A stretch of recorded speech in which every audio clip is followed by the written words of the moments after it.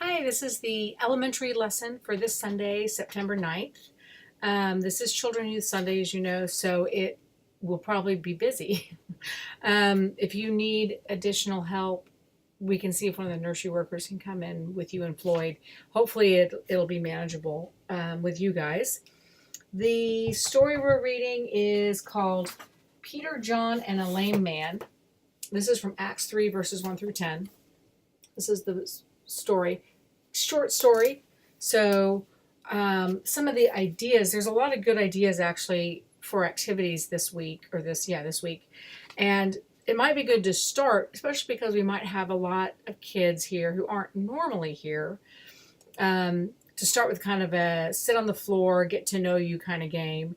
They have this, I'll make a copy for you, in the Glow magazine that we sometimes use for this age group, the My Favorite. So you can ask the kids to go around and they can name either a favorite game, a favorite food, a favorite animal, or a favorite person. And it's just a way to kind of share something with the group about themselves. They could maybe share one of each. I don't know. Depends on, you can gauge it from the number of kids you have, how much time you want to spend on kind of a introductory activity like that. And then the story itself is quite short. It's about a man who couldn't walk and his friends had to carry him everywhere, and then he's healed at the end of it. But the important part is kind of that thinking about what it's like to not be able to move on your own, etc. There's a line here in the teaching tips that says, we, like the disciples, are a diverse group of people who act out of our own personal stories, yet we're all welcome in Jesus. And that's a great idea to get the kids used to, in terms of our differences are strong, or what makes us strong, and what make us, all loved by Jesus. So the story that's on page 284 of the Shine Bible. Then there's the questions that's on page 15 of the lesson that I'll send you under Wonder and Reflect. I wonder why Peter told the man to look at us. I wonder how the man felt when his friends carried him to the temple gate every day. I wonder what the man thought when he stood up and discovered he could walk. So these are all kind of like exploring how they feel about the story, as usual. So here are the kind of ideas for the activities. One is under Peace Notes, also on page 15 of the lesson that I'll send. And it says, ask the children to share a situation or a person in need of help.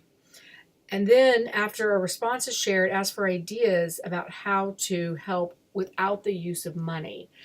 And there's a couple ways you could do this. It could be verbal, although sometimes I find when they have something to write down, it focuses them a little better. So we could hand out index cards and have them sitting around, and then everyone writes down their idea. Maybe you have a couple of scenarios of a person in need of help, and then they each write down their idea of, here's how we could help someone without using money, because money is always our go-to. Oh, we'll just raise money for this, for that. So thinking of outside of the box in terms of how can we help people in other ways is a neat idea. And then on the next page of the lesson, page 16, under Connect, right there.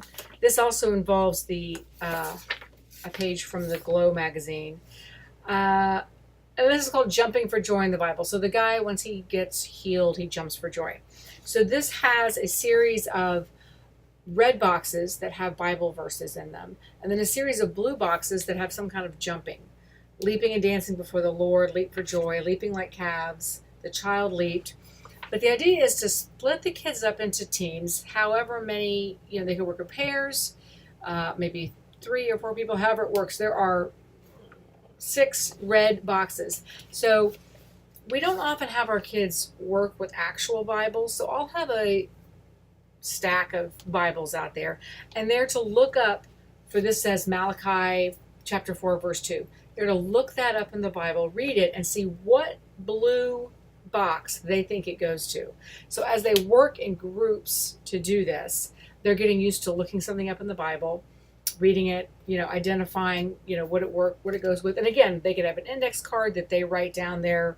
If they've been given Luke chapter 1, verse 41, they can say, oh, this goes with, and of course, I don't know any of these either, so I'd have to look them all up. That goes with the child leaped, right?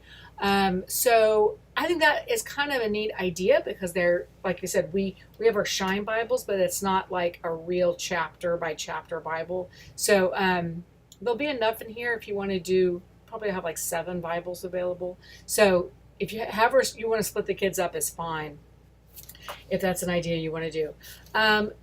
The last activity is move on here. Now you don't have to do all of these. I'm giving you a lot of them because with the number of kids you have, I'll let you pick and choose what you think is appropriate.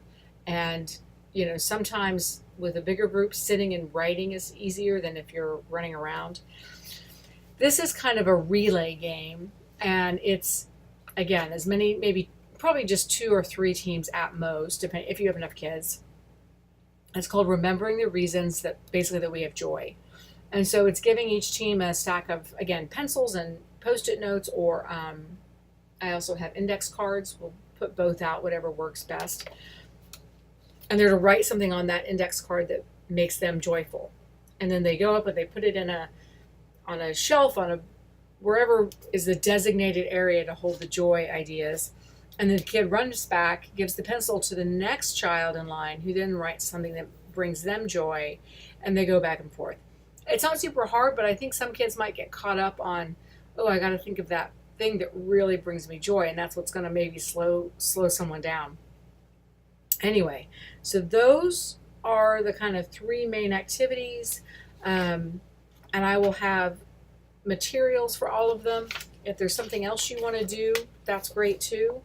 And the Bibles and all that will be on the bookshelf in the temporary building. So let me know if you have any questions, and I'll probably be running around trying to help people get ready for Children Youth Sunday anyway, so just catch me if you need me. And have fun. Okay, thanks.